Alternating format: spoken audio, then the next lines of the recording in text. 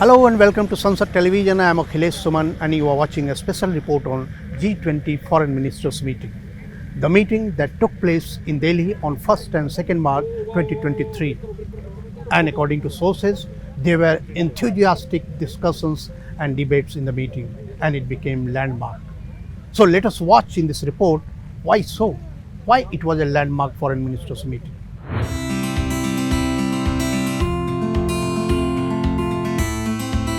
Foreign ministers of G20 countries met in Delhi in the backdrop of Russia-Ukraine conflict.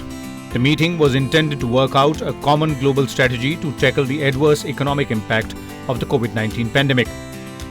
Apart from these two concerns, India tried to sensitize G20 members about the condition of the global south, most of whom were the victims of colonialism. The meeting marked first interaction of the foreign ministers before the G20 summit in September 2023. It clearly reflected most of the divisions and convergences among member nations on key global issues. 9 guest countries and 13 international organizations took part in what was the largest gathering of foreign ministers hosted by any G20 presidency.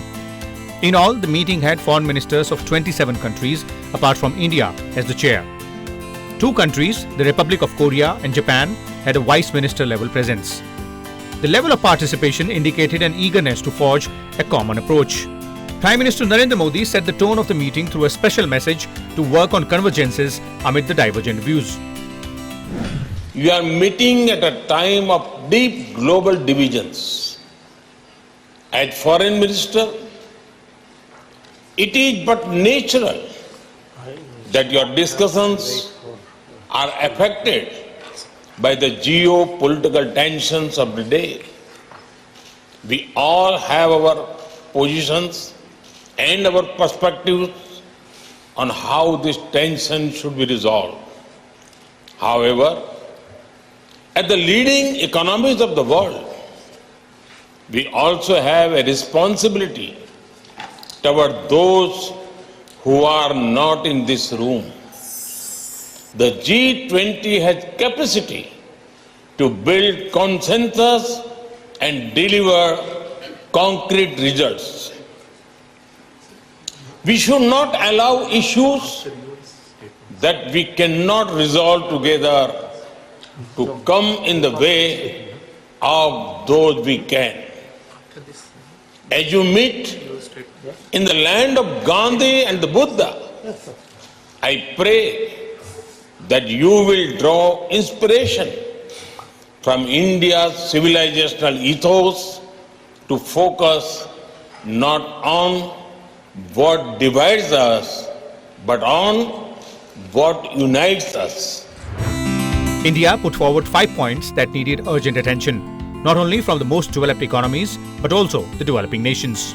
India highlighted the failure of the multilateral system in preventing wars and fostering international cooperation. It also underlined the absence of concern among developed economies for the developing and poor countries. It also remarked about the unsustainable debt of poor nations as well as the geopolitical confrontations among permanent members of the UN Security Council. Also mentioned was the impact of COVID-19 pandemic and breakdown of the global supply chain. Let us remind ourselves that this grouping bears an exceptional responsibility. We first came together in the midst of a global crisis and are today, once again, actually confronting multiple ones. These include the impact of the COVID pandemic, concerns of fragile supply chains, the knock-on effects of ongoing conflicts, anxiety of debt crisis, and the disruption of climate events. In considering these issues, we may not always be of one mind. In fact, there are some matters of sharp differences of opinions and views. Yet, we must find common ground and provide direction because that is what the world expects of us. Foreign ministers of Russia, China and America were also present at the meeting. India had 6 teams for the participants. After a dinner on 1st March, the discussions took place in 2 sessions on 2nd March. With External Affairs Minister Jai Shankar in the chair, one of the major discussions centered around debt restructuring. At India's suggestion, the discussion included international development cooperation. Most members favoured host country ownership and equal partnership. They felt that such cooperation efforts should be based on the local needs of the host countries and not their lenders. The message was clearly directed at China, which is a key lender for Sri Lanka, Pakistan and other developing countries. India has undertaken development projects in 78 countries and has actively encouraged exchanges and capability building. During the COVID pandemic, we made a conscious effort at contributing to global solutions, even while looking after our own. Today's situation demands that we continue to live up to our international responsibilities. The G20 must be sensitive to the priorities and economic concerns of all our partners, especially those more vulnerable. We must ensure demand-driven and sustainable development cooperation based on country ownership and transparency. Respect for sovereignty and territorial integrity are essential guiding principles for such cooperation. I think the Indian presidency has made debt an important part of its agenda. So we hope that India, being an emerging market economy, can understand both the constraints of the debtor countries and the creditor countries, because it is both. India is one of the countries that is both a debtor and a creditor country. And so we hope that with India's leadership, we can find a solution to the debt restructuring framework. The world needs a functioning debt restructuring framework, and we need it quickly. So hopefully we can find a solution. Do you think that it is a very serious problem? It is a serious problem for everybody. Just essentially, we risk going backwards on the Sustainable Development Goals. India, for example, is one of the countries with a lot of poor people. Indonesia, middle-income countries have much more poor people than the low-income countries. And if we cannot manage the debt problem, I think we will create a lot more poor people in our economies. In the low-income economies, the risk is that they become even more fragile, and they fall back, but they fall back for longer. So essentially, you have not that many poor people in low-income countries, but they will stay poorer for much longer. In the middle-income countries, we have a lot more poor people and who are beginning to find economic opportunity.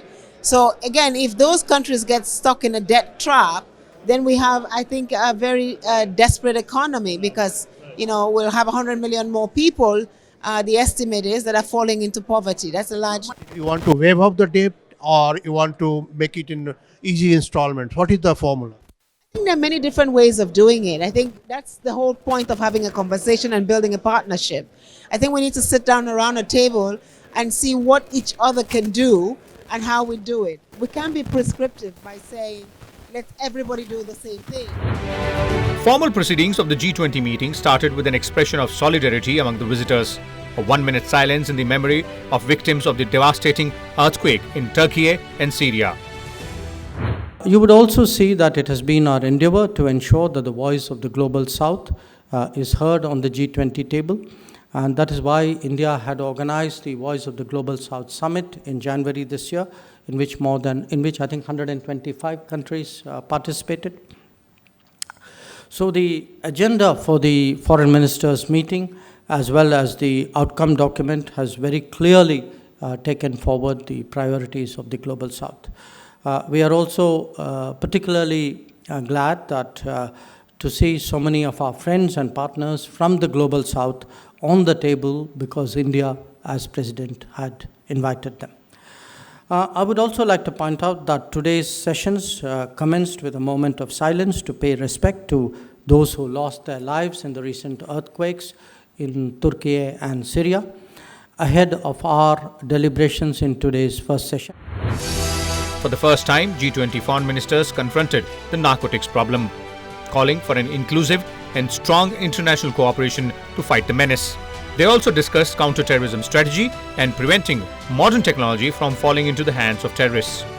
The G20 Foreign Ministers called for stronger efforts to deny safe havens to terrorist groups and checks on financial, material and political support for them.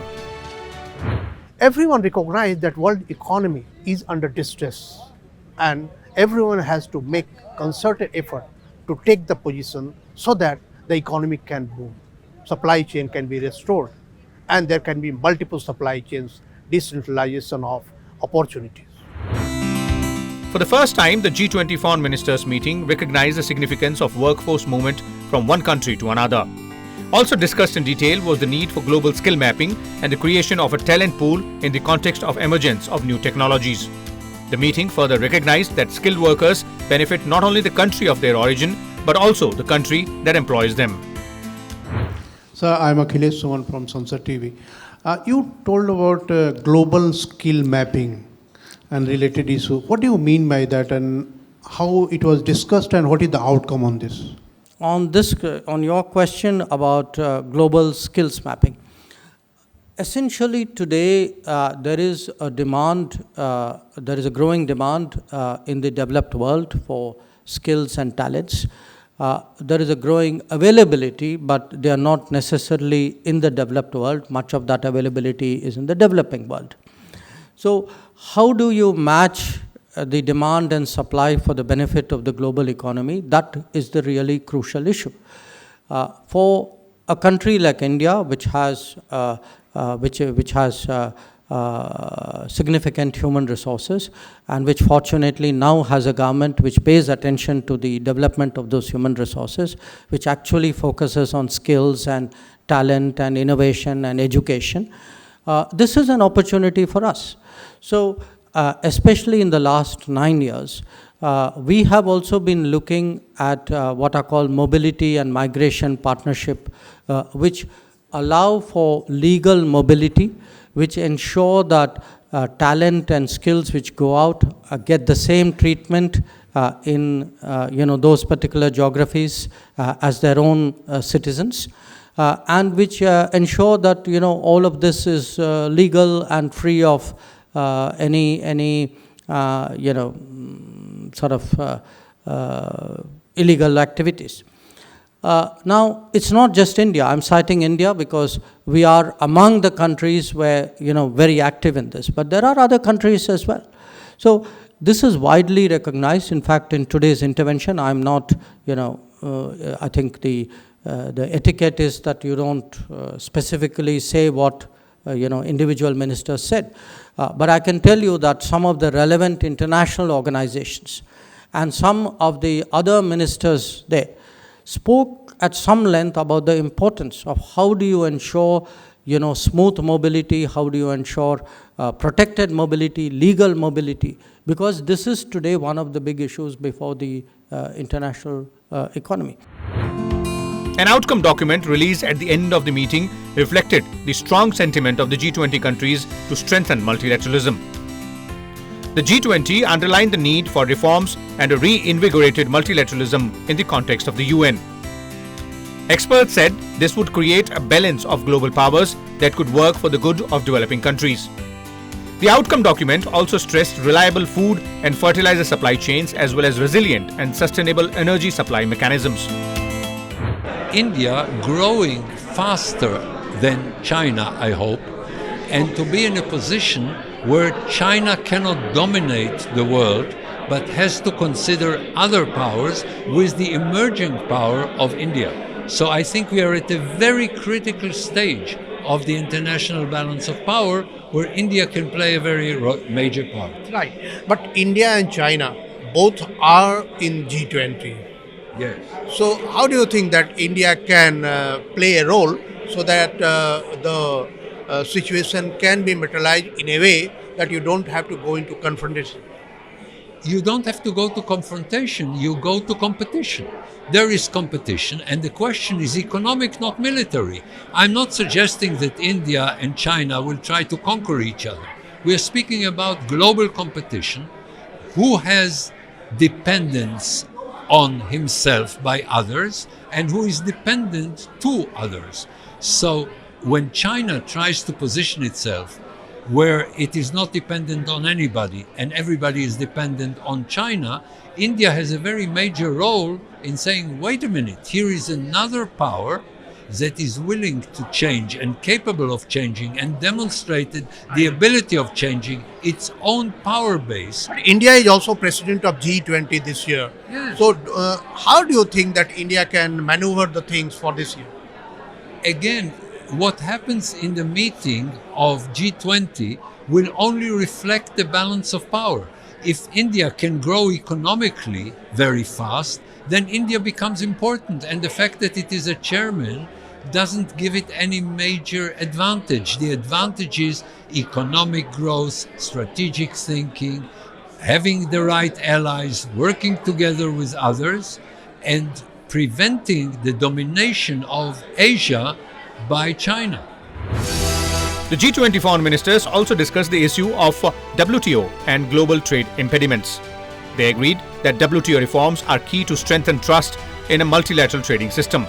Members said that a level playing field and fair competition were the prerequisites to enhance trade cooperation while providing employment to people of member and non-member countries. They felt that active, constructive, pragmatic and focused discussions on WTO reforms will improve all its functions, including its dispute settlement mechanism. India has been always a champion of rights for developing countries, and we have seen India's leading role in the South cooperation, and I believe that one of the dimensions and directions that India can take is to represent the developing world in G20. That's very natural thing India can do. The G20 Foreign Ministers meeting took place in 2 sessions. The Russia-Ukraine conflict was discussed across both. The animated discussions went well beyond their allotted time, with speakers venting their concerns. Russia-Ukraine war was one of the major issues discussed in Foreign Ministers meeting of G20. Naturally, opinions were divided, but India tried to navigate through all those opinions and find a midway. Let's see that how it happened. Navigating the differences on the Russia-Ukraine issue, India found consensus elusive. External Affairs Minister S. Jaishankar held talks on the issue with both Russian Foreign Minister Sergei Lavrov and US Secretary of State Antony Blinken. Given the absence of unanimity on a joint statement, India resolved to issue an outcome statement as the chairman's statement. Had a perfect meeting of minds on all issues and captured it fully, then obviously it would have been a collective statement. But there were issues, and I think the issues, I would say very frankly, concerned the Ukraine conflict, on which there were divergences. So on the bulk of the issues, we were able to get an outcome document. There was a chair summary because there were differences on the Ukraine issue which we could not reconcile between various parties who held differing positions. Now, is the conflict impacting the global South? Of course it is. I mean, it's not something new. India put very important agenda under consideration for the G20, presenting important issues for developing countries, which was missing for the last couple of years. So that's very relevant and very much needed. However, the war in Ukraine complicates the success of the negotiations and the works of the G20. So I think before we can move forward, some kind of solution to the Ukraine conflict must be found, because otherwise it has negative impact on all other issues. So it's in our joint interest to find a solution and to compel, push Russia to withdraw its troops from Ukraine. Otherwise, all the agenda will be engendered, and G20 will not make too much progress, as we have seen during the meeting. In the outcome document, India decided to detail the agreements and disagreement on Russia-Ukraine war. 2 separate paragraphs mentioned that Russia and China did not agree on a joint statement. It was a transparent way of setting the record straight on the matter. First of all, I want to thank India for the efforts to bring together a divided world. This is what this meeting was all about. I think the best thing India did, in my view, was to identify why there was no consensus. So this means that at least the world can figure out how many countries are non-consensual, i.e. Russia and China, as opposed to the rest of the world, or at least the rest of the G20. And that's quite daring.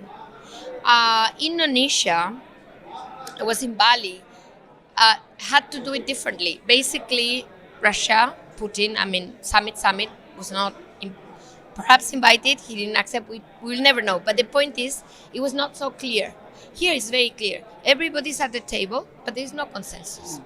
And I think that's a very important message because it shows where the problem is, isn't it? It shows that it's not coincidental. It's not just because of who knows what forces. It's that two countries in this world do not want to get to an agreement on a communique. Recognizing that the Russia-US differences could cast a shadow and adversely impact the G20 grouping, India arranged a meeting of the foreign ministers of the respective countries in order to find a peace plan.